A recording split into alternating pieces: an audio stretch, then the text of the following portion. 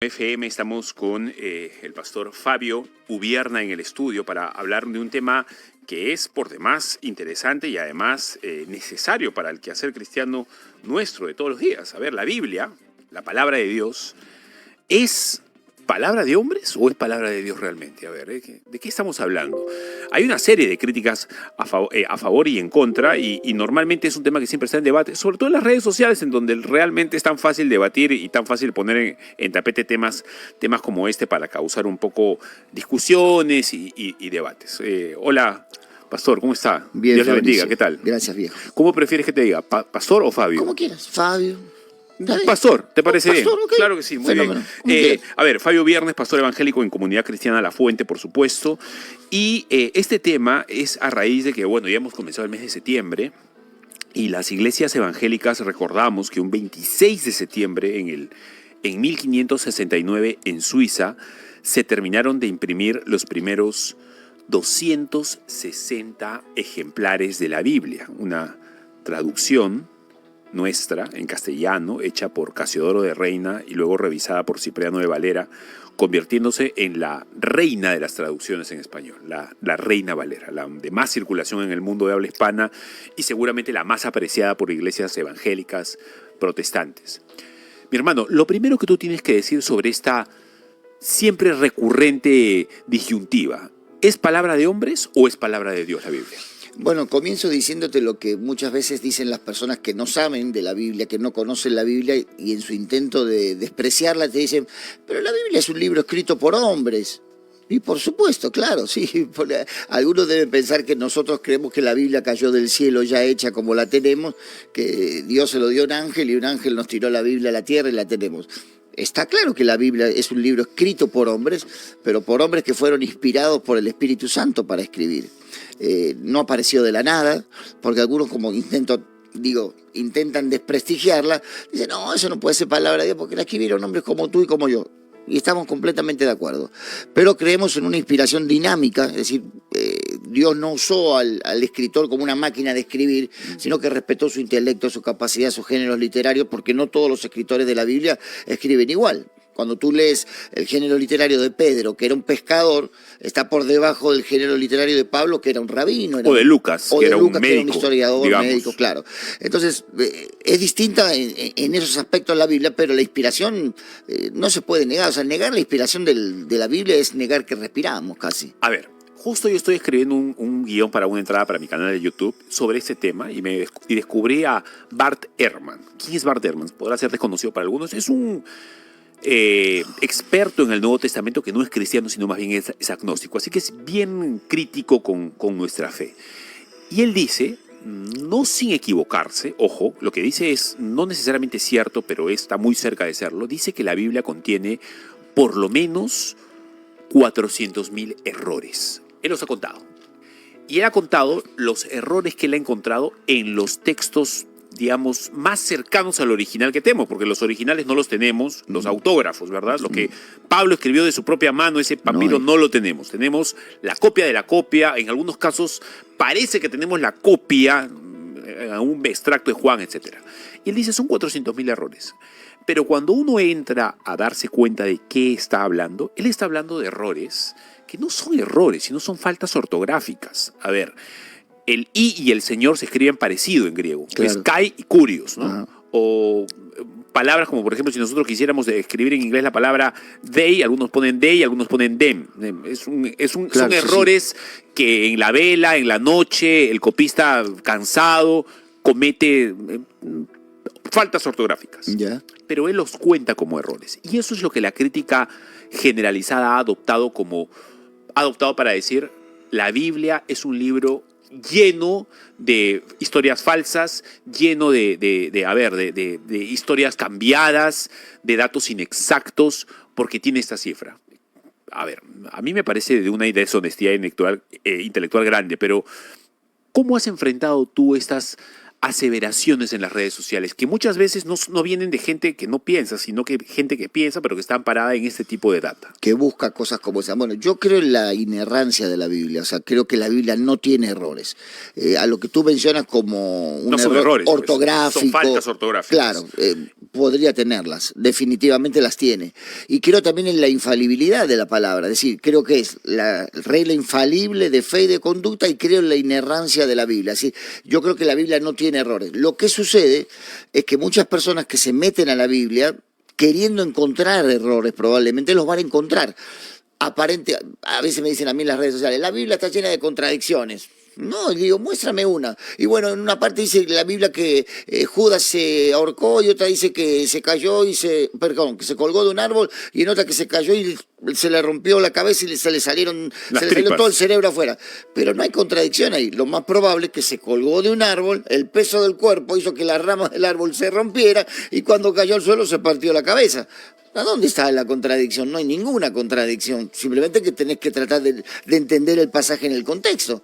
Tú sabes que un texto fuera de su contexto es un pretexto. A ver, y el texto del Señor, me pongo en el lugar central, y el texto en el que el Señor dice que el reino de los cielos es como una semilla de mostaza, que es la más pequeña de las semillas de la tierra, pero cuando crece es el árbol más alto en donde las aves vienen a hacer nidos. Uh-huh. La mostaza, a ver, no es la más pequeña de las semillas. No.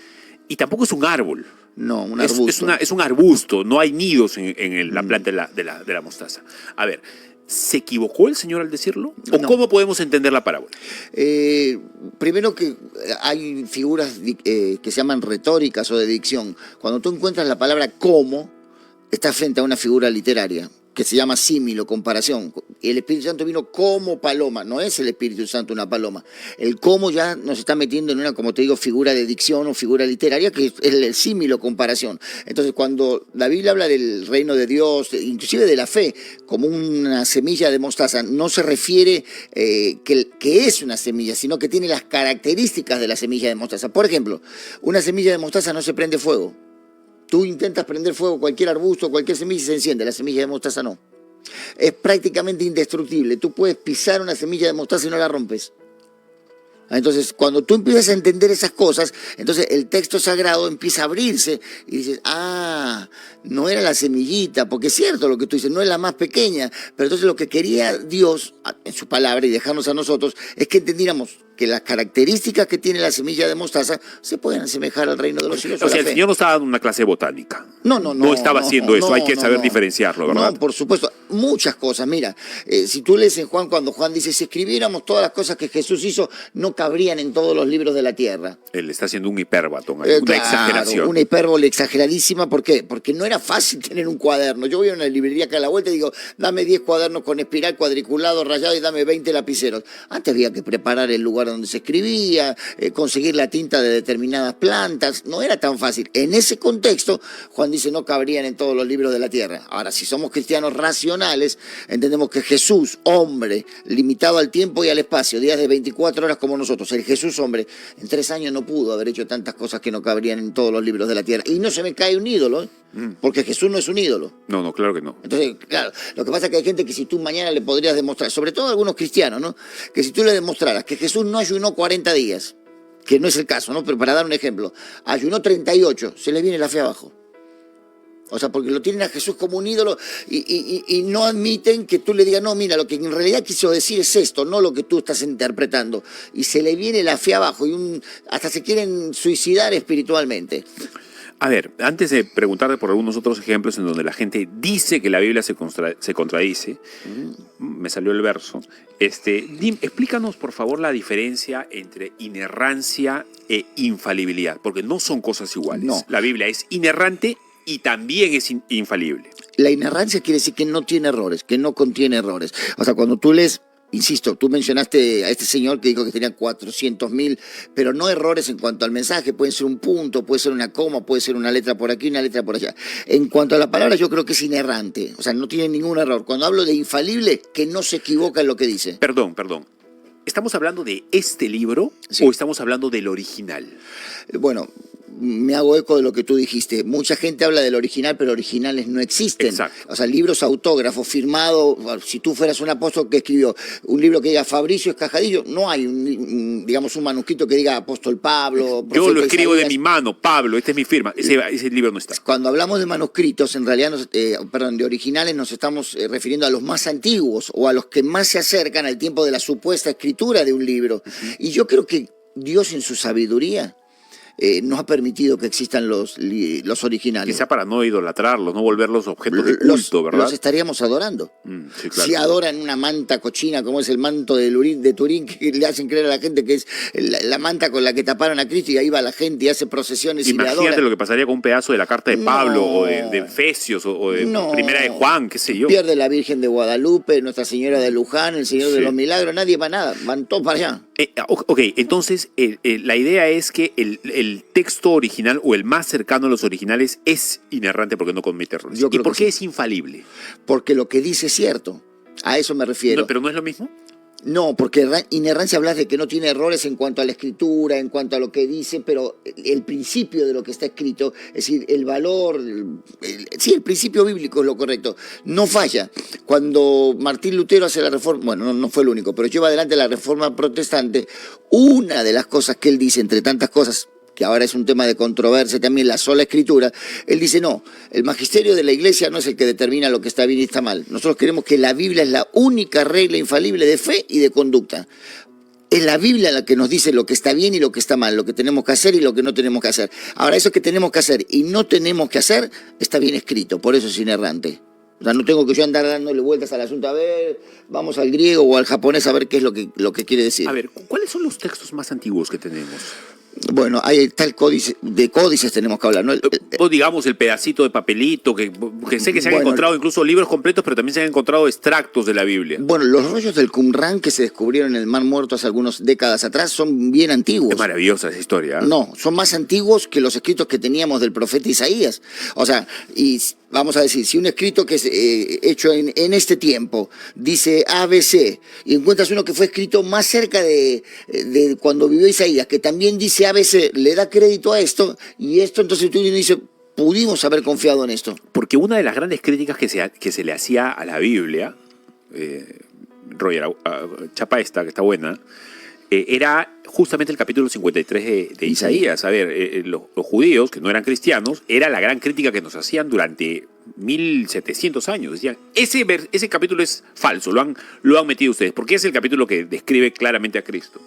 Cuando encuentran... Cuéntanos qué pasa cuando encuentran Qumrán, a ver. Bueno, la historia es muy simple y hasta parece, digamos, una historia de película, porque unos pastorcitos estaban buscando una ovejita, una cabrita que se les había perdido, tirando piedras para llamar la atención de este animalito, sienten que cae en un hueco y suena como cerámica. Exacto.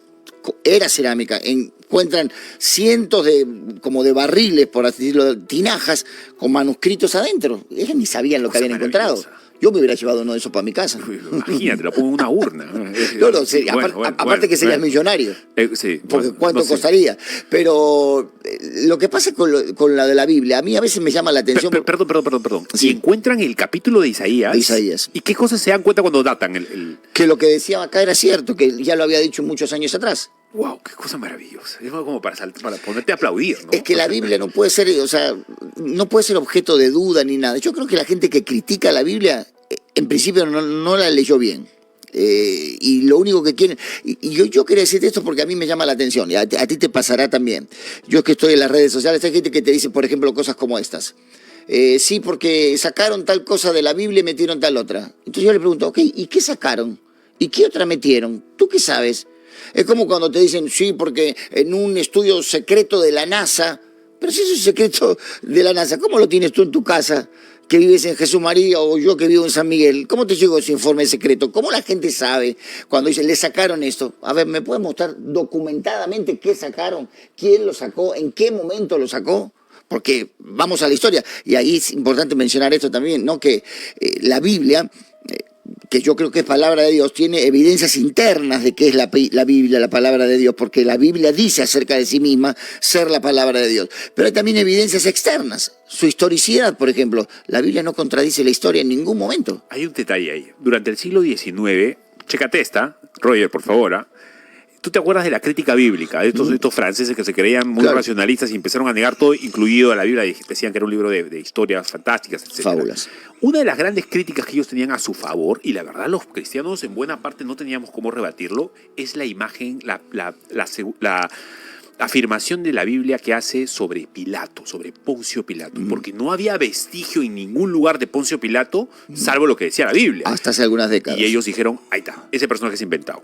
Porque no hay cartas, nadie habla de eso. Hasta que un par de arqueólogos, ¿qué encontraron, Fabio? Bueno, encontraron varias cosas, pero lo que yo tengo entendido que entre las cosas que encontraron, monedas acuñadas con la cara de Poncio Pilato. Sí. Entonces ahí se acabó la mentira. Encontraron también la famosa piedra de Pilato, en donde había una especie de mayólica así en el piso, en donde decía esta obra fue hecha en el tiempo de Poncio Pilato, etcétera. Bueno, hay un dicho que dice, perdón, un libro que no sé si lo leíste, y la Biblia tenía razón. Cuando un arqueólogo honesto mete una pala en cualquier parte que tenga que ver con la historia sagrada, va a confirmar lo que dice la Biblia.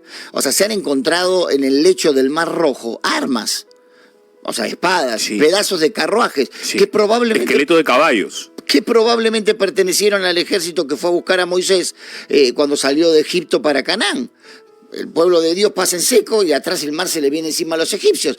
Lo que pasa es que cuando tú no quieres creer, por más que yo te traiga acá delante tuyo, la gente no quiere creer porque no le conviene creer. Porque si tú tienes que aceptar que la palabra de Dios, o sea, que la Biblia es la palabra de Dios, bueno, ahora tienes un problema, ¿eh? Vamos a entrar en ese tema, nos queda todavía tiempo, quiero seguir escarbando un poquito en los detalles que aseguran o que prueban que la Biblia es palabra de Dios. No me estoy despeinando, me dice la producción. Sí, ¿no? No, está muy bien, está muy bien. Es el estanque de Betesda. A ver, el estanque de Juan hace una descripción muy pormenorizada del estanque de Betesda. Dice que ese es el estanque en donde el Señor cura a un paralítico de 38 años que había estado aquejado ahí. Él esperaba que el agua burbujee y no podía llegar porque los demás le ganaban el espacio, etc. Y Juan dice que es un estanque con 5 pórticos, que está situado en una parte especial de Jerusalén. Ese estanque no existía, nunca lo encontraron. Siempre dijeron, es mentira, Juan se lo ha inventado. Hasta que en los 80s descubrieron el estanque de Betesda en una excavación y encontraron los 5 pórticos. La Biblia decía la verdad.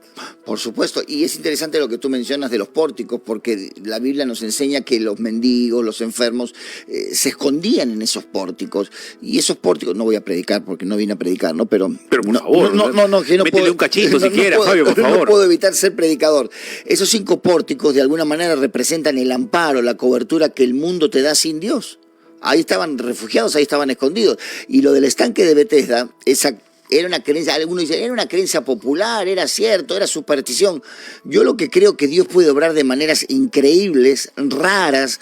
Yo creo en un Dios multiforme, no uniforme. No entiendo por qué en algún momento ungió barro con saliva y la puso sobre los ojos de un ciego. Claro, no podemos hacer eso todos los días, pero podría Dios, ¿no? ¿Podría Dios hacer que las aguas se muevan y que cuando se muevan ¿alguien se sanará? Sí.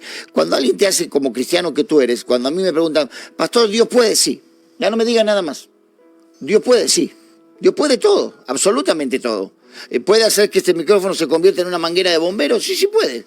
Claro que sí. ¿Y que mi café se convierta en spray? También se puede. Entonces, a la pregunta, ¿Dios puede? Sí. Ahora, lo del estanque de Betesda es interesante mencionar, y acá está lo increíble. El estanque, no solamente como pozo, en los estanques hay agua estancada. O sea, no era el lugar ideal para un milagro, no era un culto de esos anunciados. No era agua muy limpia que digamos. Exactamente, no esos cultos que para mí son estafas. Jueves, noche de sanidad y milagros. Oye, pero ¿tú qué sabes si el jueves Dios quiere hacer sanidad y milagros? ¿Qué, le vas a torcer el brazo tú a Dios para que el jueves, porque tú lo anuncias, Él va a tener que hacer milagros? Venga y oraremos por usted, pero que vaya a pasar tal o cual cosa. Ahora, Dios en su infinita misericordia puede hacer lo que Él quiera, como quiere, con quien quiera. Pero volviendo a la palabra es increíble. Yo escuché a un evangelista hace muchos años atrás decir, yo era pastor muy joven en aquel momento, y el evangelista dijo, si usted no le cree al mensaje de la Biblia, escuche los noticieros, lea los periódicos, porque los noticieros y los periódicos no hacen otra cosa que confirmar todo lo que la palabra de Dios dice. Día a día lo vemos cómo se cumple. ves videos en internet como el Mar Muerto está haciendo nuevos ríos que desembocan en el Mediterráneo, son profecías bíblicas. Dice, oye, pero ¿cómo puede ser? Entonces, ¿era cierto que Dios iba a abrir ríos en el desierto? Sí, era cierto. Y yo creo todo lo que dice la Biblia. Hay gente que dice, pero pastor, tú eres una persona inteligente. ¿Tú te crees la historia de Adán y Eva? Por supuesto. ¿Pero qué la crees así literal? Claro, yo creo en la Biblia desde el punto de vista literal histórico, por supuesto que sí. Cuando yo te hablaba hace un ratito recién de la historicidad de la Biblia, cómo la Biblia no se equivoca. Te doy un pequeño ejemplo. Cuando tú lees el libro de Apocalipsis y ves un cuerno grande que de repente se parte en 4 cuernos más pequeñitos, tú dices, un cuerno grande, 4 cuernos pequeñitos. ¿Qué cuernos es esto? Muy simple. El cuerno grande, según la historia de Daniel y el Apocalipsis, representa al imperio griego. Podría ser Alejandro Magno. Y los 4 cuernos, los 4 generales en los que se divide el imperio griego cuando Alejandro Magno muere. Lisímaco, claro. Casandro, Seleuco y Ptolomeo. Ahí están los 4. Y ahí está. ¿Ves la historia?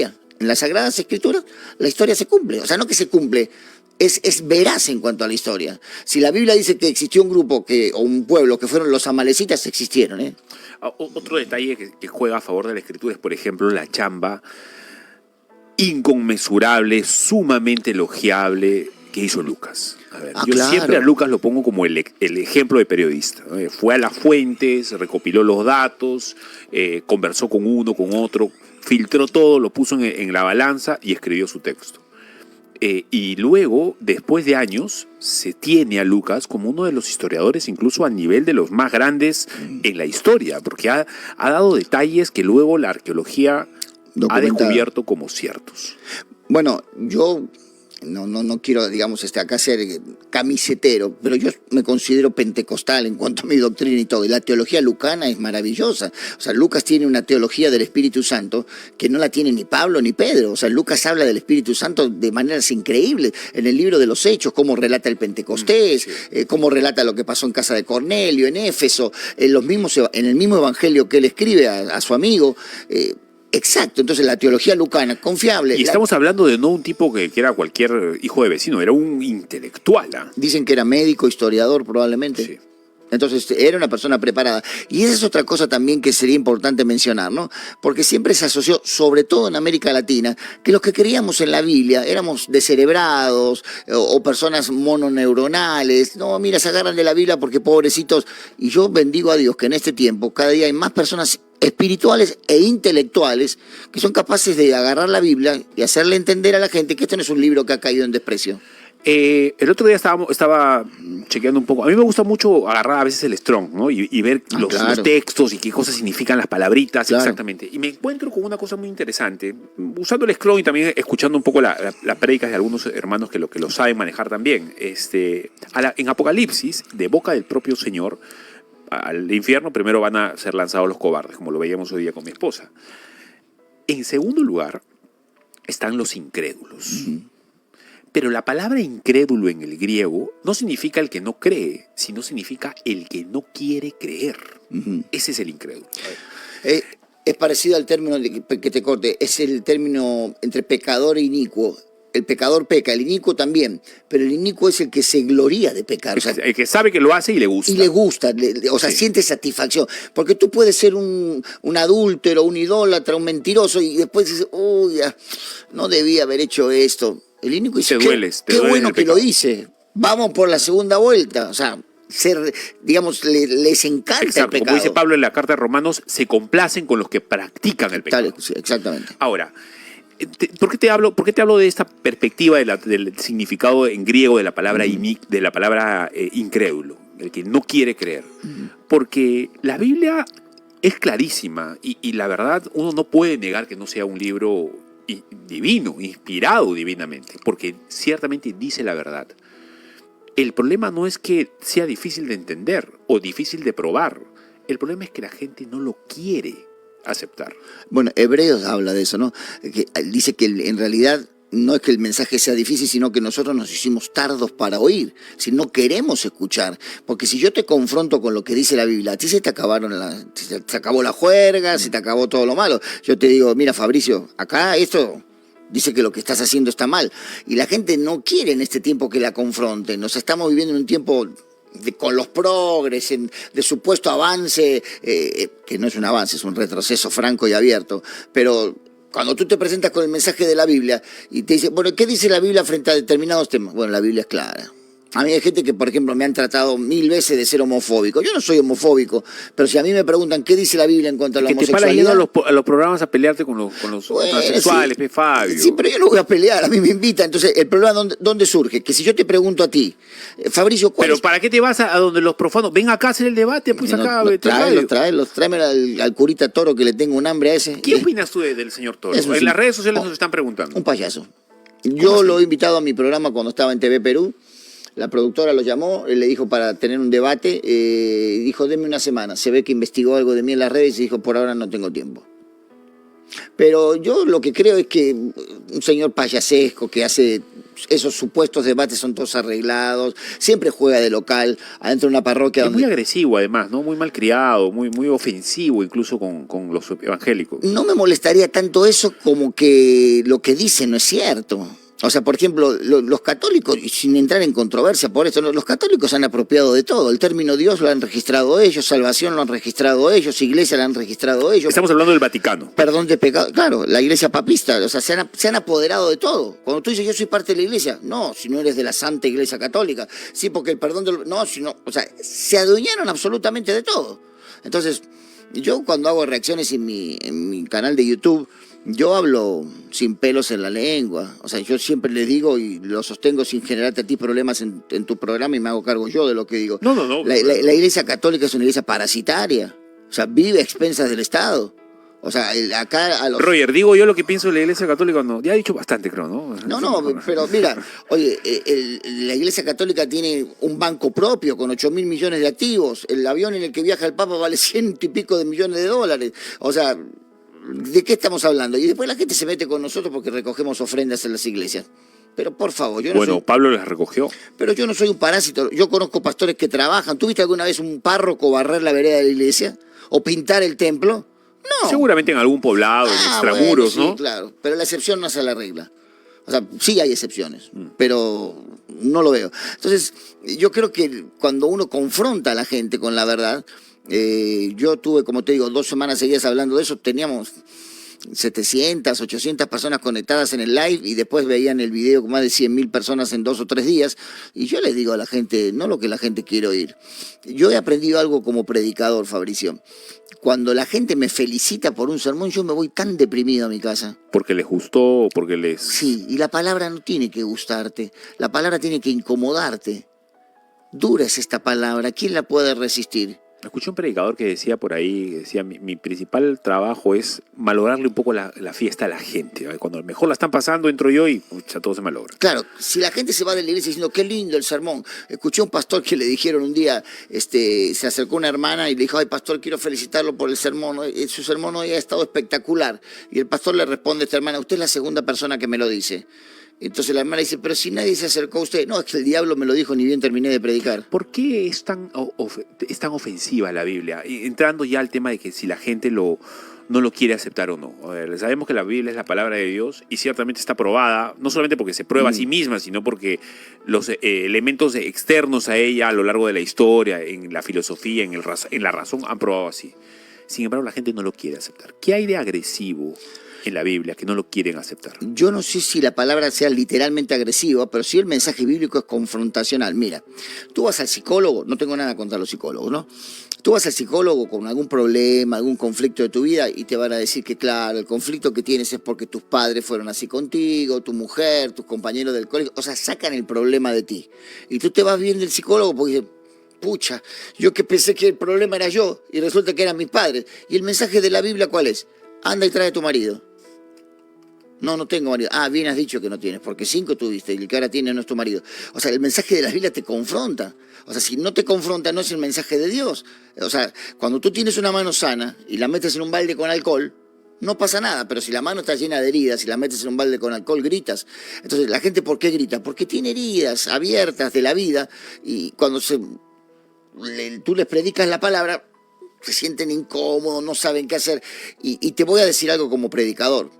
Yo tengo 42 años que conozco al Señor. Para mí sería muy simple, esto va a sonar a soberbia, pero no lo es. Y tú te vas a dar cuenta ¿Por qué digo esto? Para mí sería muy fácil en un año tener una mega church de 5.000, 10.000, 15. Sé que predicarle a la gente para llenar un templo. Predica lo que la gente quiere oír y se te llena el templo. Cuando tú predicas lo que la gente tiene que oír... Sí. Sí, es que en la historia hemos visto eso. Eso es lo que ha pasado. A ver, sin embargo, también eso es un tema que yo quiero apuntar. A mí me gusta mucho en ese sentido. El fin de semana he estado predicando en mi casa con un grupo de amigos justamente de este tema. Quiero compartirlo. Yo estoy no sé si me gusta mucho ese el término, pero me siento por lo menos en ese tiempo muy cercano al entendimiento de la parábola del trigo y la cizaña.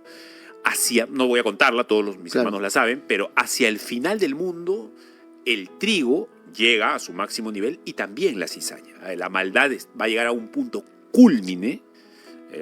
El malo va a ser malo y no va a tener resquicio en aceptarlo, como lo estamos diciendo ahora. Pero la iglesia también va a llegar a un punto cúlmine. Total. No te estoy hablando de términos físicos, ni de riqueza, ni de avances materiales, etcétera, sino en el corazón, ¿no? En la mente del cristiano va a ser cada vez más parecido a su Señor, y en términos de iglesia también. Entonces, ¿cómo? No quiero entrar en términos escatológicos, pero centrarnos en eso. ¿Cómo tú ves a la iglesia hacia futuro? En el presente la veo, al decir peruano, hasta el queque. Hoy la veo mal. ¿En el Perú o en el mundo? En el mundo. O sea, yo creo que la iglesia no está ocupando el lugar que tiene que ocupar. Y Jesús fue bien claro, si la sal pierde su sabor, es para ser echada afuera y pisoteada. O sea, la iglesia está dejando de cumplir esa función de ser sal, de ser luz. Estamos muy metidos para adentro. Mira, tú recordarás, yo insisto que tengo 42 años de cristiano. Yo recuerdo, y no vamos a hablar de las personas, ¿no? Yo fui a campañas evangelísticas de Jimmy Swaggart, de Billy Graham, de Luis Palau, de Gigi Ávila, de Reinhard Bonnke. ¿Cuándo fue la última campaña evangelística que tú fuiste o escuchaste? No, ya sé. Hoy vas a ver a Barak. Bueno, lo hacen las iglesias. Yo sé que la Alianza lo hace, el Movimiento Misionero Mundial, pero así...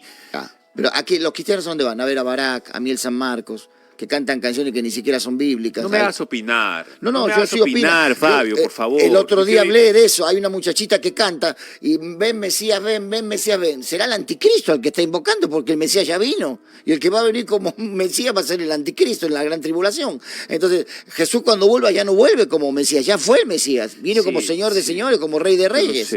Yo lo sé. Bueno, Fabio, te quiero comprometer. Dale. Para un debate, pues. Armemos un debate. A ver, te voy a traer no sé, no sé, ya lo vemos. Vamos a conversarlo, a ver. Pero tú como moderador. Tiene que haber un moderador. Yo me voy a poner en el medio. No, claro. Yo no voy a opinar para ningún lado. Tiempo, va a ser partido difícil para mí, pero voy a mantener. Por lo supuesto. Entonces, te tomo la palabra, déjame planearlo. Mañana, por ejemplo, vamos a tener un debate. Va a venir Guido Bellido y Lucas Gersi. Se van a matar. O sea, esos dos son dos gatos, o sea, como dicen ahí en ese podcast, ¿no? Compra crema para los golpes. Porque... Esos son dos gatos que se van a agarrar. Entonces vamos a tener mañana un debate que van a hablar, vamos a exponer el tema de Venezuela. A ver, todo lo que hay alrededor del régimen de Maduro, a favor y en contra. Y te voy a buscar a ti no un contrincante, vamos a tomarlo de manera sencilla, un contertulio. A ver, alguien para tener una conversación amigable. Y si es católico, mejor. Ya sé, pero hay un curita por ahí que dice que es católico, que lo sacaron, que lo pusieron, que meo LGTB. Te lo voy a traer. Lo vi que los otros días que ha estado en varios programas. Te lo traigo. Que hasta se han metido con su moral, con su identidad sexual. A mí no me interesa, ¿no? Pero quiero decir que hasta de eso le han dicho a este señor. Sí, hay que decir las cosas claras. Mira, lo que pasa es que la gente ignora un montón de cosas. Yo cuando veo y entran a mis live los Toro Lovers, los que aman este curita que creen que es palabra autoritativa de parte de Dios. ¿Estás hablando de Luis Toro? Sí. Que por cierto la producción acaba de mandarle un mensaje invitándolo. Que venga. Es más, si quiere venir acá al Perú le pagamos el pasaje con mi iglesia para que venga y que debate, que diga la verdad. Y lo estoy diciendo públicamente. Donde esté le mandamos el pasaje. Córtalo para hacer un reel de esto, por favor, hacerlo viralizarlo, hacerlo meme. Claro, pero un debate académico, un debate con un moderador.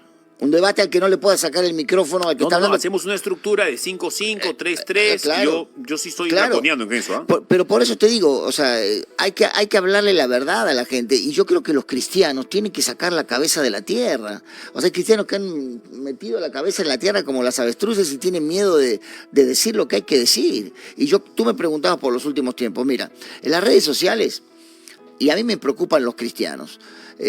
¿Por qué? Porque te preguntan, pastor, ¿usted se dio cuenta que están bajando el nivel de las aguas en el río Éufrates? Sí. ¿Pero eso es una señal? Sí, ok. Pastor, aparecieron en Rusia 2 ángeles de piedra. 2 ángeles de piedra. Y te empiezan a decir cosas por acá, por acá, por acá. Y yo digo, oye, en vez de estar buscando señales de los últimos tiempos fuera de la iglesia, ¿por qué no buscas señales de los últimos tiempos dentro de la iglesia? ¿Y por qué no abres la Biblia y ves qué cosa es lo que dice la Biblia sobre eso? Y que en los posteriores tiempos algunos apostatarán de la fe escuchando a espíritus engañadores y a doctrina de demonios. Ok, pero ¿y dónde un cristiano, porque tiene que ser cristiano para apostatar, los inconversos no apostatan, cómo un cristiano puede apostatar por escuchar a espíritus engañadores y a doctrinas de demonios? ¿Dónde están esos espíritus engañadores y doctrinas de demonios? Adentro de nuestras iglesias. Se predican detrás de los púlpitos. Entonces la gente apostata. Pero está más claro que el agua, porque si tú eres inconverso no puedes apostatar. Exacto. Ahora, si tú vas a una iglesia y te están tirando basura todo el tiempo y te quieren hacer creer que el propósito de Dios para enviar a su hijo fue que tú seas millonario, pim, pim, pim, pim, no. El miércoles voy a hacer una reacción en mi canal de YouTube. El evangelio de la prosperidad, como lo llaman. Sí, pero permíteme que te corrija sin ser malcriado. No existe el evangelio de la prosperidad. No existe ningún otro evangelio. Y Pablo es claro en Gálatas. Perdón, dice, no que haya otro evangelio. Es verdad. Entre comillas, ¿no? Claro, no es que haya otro evangelio, sino que hay algunos que os perturban y quieren pervertir. Entonces, estos del evangelio son perturbadores. Fabio, muchas gracias. No. Te tomo la palabra. No te vayan a temblar las canillas. No. Te voy a llamar a un debate. No, yo el día que nací gritaron. Por último, debatimos los dos, pues buscamos un tema Dale. No, yo no debato con cristianos. No, pero podemos hacer algo que tú funges como si no lo fueras. Es que con cristianos no debato por... No, yo tampoco, pero digo, si tú me dices que asuma yo una postura para poder traer luz sobre un tema, no hay ningún problema. Bueno, Mira, ya lo veo. Mi hermano. Puede ser como el abogado del diablo. Tú. No, yo no. No, o sea, me refiero renuncié a eso ya hace bastante tiempo. No, me refiero a que defiendas lo que de repente la Biblia contradice para que se pueda decir. Te puedo preparar una serie de preguntas y te las voy haciendo. Bueno, mi hermano, se acabó el programa. Dale, perdón. Me han dicho que están bien las redes sociales. Vamos a, bueno. a verlo. Bueno, Dios te bendiga, mi hermano. Y que Gracias. te siga el Señor... siga tratando contigo. ¿Me permites decir a la gente que no tenga... En 30 segundos. Ya, solamente hay mucha gente que por la pandemia, por un montón de cosas, se ha quedado sin iglesias. Y eso ha hecho que mucha gente se apartara de la fe. Y algunos no quieren volver a sus iglesias por no sé qué cosa. Si no tienen una iglesia donde congregarse, porque no se congregan, los invitamos a La Fuente, los domingos a las 11 de la mañana, en el ex Cine Benavides. Bien, bueno, la invitación está hecha. Muchas gracias, mi hermano. Dios te bendiga. Nos despedimos.